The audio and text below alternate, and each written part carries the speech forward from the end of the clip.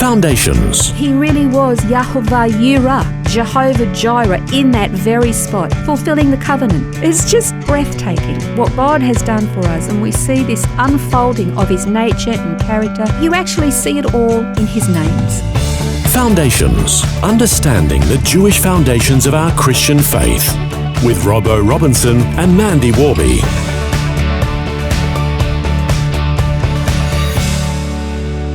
We've been learning about the names of God, and in this program we're going to continue doing that and digging a bit deeper on. Last time we were speaking about Yahweh, and so today it's Yahweh Jireh, finding out what that means. In fact, the context of this particular name is crucially important for us to understand because it's very much tied to our salvation. Yeah, it is very much so. But just small correction, there's no J in Hebrew. Yes, well, I remember you saying that to me, so I'm not sure what to say anymore. So it's Yahweh, not Jehovah, but do we still stick with Jireh? It's Jireh and not Jireh. But again, there's no J. It's really a bit of a sloppy transliteration into the English. Because we'll have to relearn all the old songs we used to sing. Yeah, exactly. That's going to sound funny, isn't it?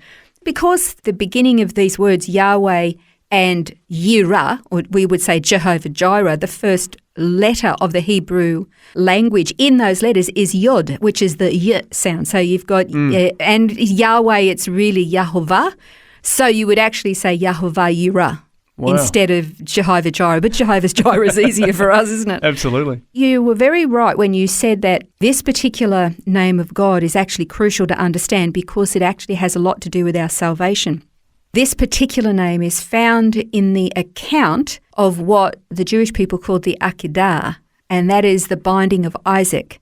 And you can find the story in Genesis 22:10-14, and it's where Abraham stretched out his hand, he took the knife to slay his son. And remember, God said to him, take Isaac, your only son, whom you love, and take him to Mount Moriah, and where I will tell you, and you're going to have to offer him there to me as a sacrifice. It's a very interesting thing because Abraham knew that God was opposed to human sacrifice. Abraham was from a pagan background. He understood human sacrifice, blood sacrifice. He wasn't actually shocked at the concept of sacrifices in religions at all. It was his background. But for God to tell him to take his son, Isaac, and sacrifice him was a horrendous thought. Yes, you've got to think about the fact that Abraham was 100. Yeah. And God says, take your only son and sacrifice him. So Abraham's saying, well, this is my only chance at having the promise that God's given me. Yeah. And he knew that it had to be through Isaac. Remember when, before Isaac was born, Abraham said to God, that Ishmael would be recognized before you. Remember, he actually had a son, Ishmael. And God said, no, I will bless Ishmael. He will be fruitful, he will be multiplied because he's your son. But this one, no, it's not Ishmael. It's going to be through Isaac who will be born to Sarah. And so with all of these promises, remember we've learned that God is a God of covenants and that he keeps his promises. And this is characteristic in his names, as in Shaddai. So Abraham had it drummed into him, these eternal covenants, these promises. The promise was going to come in this little tiny baby who was going to come from Sarah, and from this little boy, not only was there the promise of the land covenant, but there was the promise of a whole national people with kings and princes were coming from them.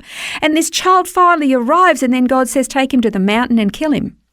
Not only is that contrary to everything that Abraham knew about God, that's like going back to the old religion. You pulled me out of all of that. Now, Abraham was a lot of things, and in many cases he was quite weak. When you discover that he actually was quite happy to let Pharaoh assume that his wife was just his sister because he was frightened for his own life. So there were some things about Abraham that there were character flaws, but one thing was absolutely sure.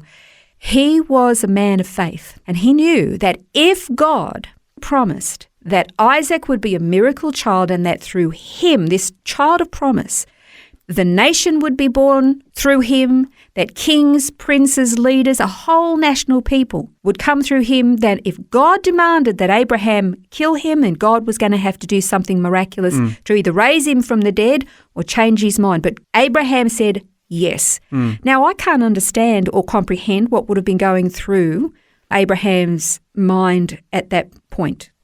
It would have been fairly tragic. But it's interesting where he says, take now your son, your only son. That's in Genesis 22, 1 and 2. He says, whom you loved. You know, that's the first time that love is mentioned in the Bible. Oh, really? It's the very first time. He's talking about the love of a father for his son. I always found that very interesting, particularly in light of the fact that when they were going up, Isaac actually says to his father, he says, Father, I see that we have the wood and we've got the fire, but where's the lamb for the offering? And Abraham responded, and you'd look at it now and say he responded prophetically, but he responded in faith and trust, because he said, God will provide for himself a lamb for the burnt offering. And then they continued on. And of course, we know the story. He gets to the top of the mountain. They make the altar. He binds Isaac. He lays him on the wood, and he picks up the knife, and he was not going to be swayed from this. As a parent, I mean, you're a parent. It would have been a horrendous moment. Well, I'm just thinking of Jesus in the garden sweating drops of blood because of just the turmoil he was in. Yeah. And you could imagine that Abraham would have been in a similar situation, like just thinking, I have got no idea how this is going to turn out. Exactly. But I'm just acting in simple faith that God's told me to do it. Yeah. What's going to happen next? I think Abraham had the faith, and I've heard Dr. Chuck Missler say this too, but I agree with this, that Abraham had the faith to believe that even if he did actually kill his son, that God would raise him from the dead, because he'd promised that the promise and the blessing and the covenant would come through Isaac. It was Isaac or nobody, and God had made that clear. But what's really interesting on that particular place, so that's when God knew. He said, don't touch him. Don't touch the boy. I now know that you will not withhold from me even your only son. And that was like when we talked about covenants, how when you make a covenant, there's these agreement on by both who are involved in it. So they both agree that one will do this, I will do this also. And if you do this, I will do this also. And then if you go and follow through with that, I will follow through with that also. That's this equal covenant. And so we think about it. If Abraham was willing to give up his own son in this covenant, then God's saying, if you're not going to withhold your son from me, I'm not going to withhold my son from you. Yeah. As far as the principle of the thing was concerned, even though he didn't die, it was as though he did. Yeah. He was offered. That's where Isaac was offered. And in that same place, exactly the same place, was where later on, when David had sinned, there was the Ornan's threshing floor and the plague that was coming through Israel because of David's sin. David made offering right there on exactly the same spot. That stopped the plague. That was wiping the people out. And then later again, when Messiah comes, he was sacrificed. His life was taken from him on exactly the same spot where Abraham offered Isaac and where Ornan's threshing floor had a sacrifice made to stop the plague. And that's where Christ's sacrifice, the Son of God, was sacrificed that stopped the plague of sin and death and destruction for mankind, all in exactly the same place. So it's so crucial to understand this is like the essence. We talk about redemption, the story of redemption from start to finish. This is where it all played out in that very spot. But God did provide for himself. Yeah, that's right. The Lamb. He really was Yahweh Jireh, Jehovah Jireh, in that very spot, fulfilling the covenant. Abraham did not withhold his son, and God did not withhold his son either. And you can really see the prophetic nature of what Abraham said then, wasn't it? On the mountain, he's looking at the mountain, the Lord will provide for himself. It's just breathtaking what God has done for us, and we see this unfolding of his nature and character, and you actually see it all in his names. And we're going to continue looking at more of the names of God and understanding the context and the aspects of his character as a result. In our next program, we're going to learn about the name Yahweh Rapha.